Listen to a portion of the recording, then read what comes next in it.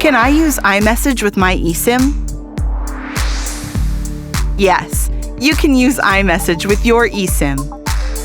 During your eSIM's installation process, you will reach the iMessage settings step.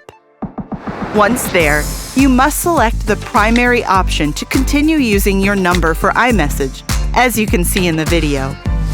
We recommend disabling your primary SIM to avoid unexpected roaming charges from your carrier, and changing the source of your iMessages to your email or Apple ID.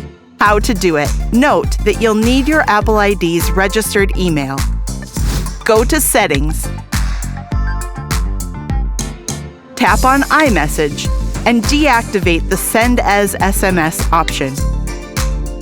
Then tap on Send and Receive. Once there, uncheck your number and make sure your email address is checked. This way, you'll be able to send iMessages using just a data connection. Remember to check that the date and time on your phone are correct.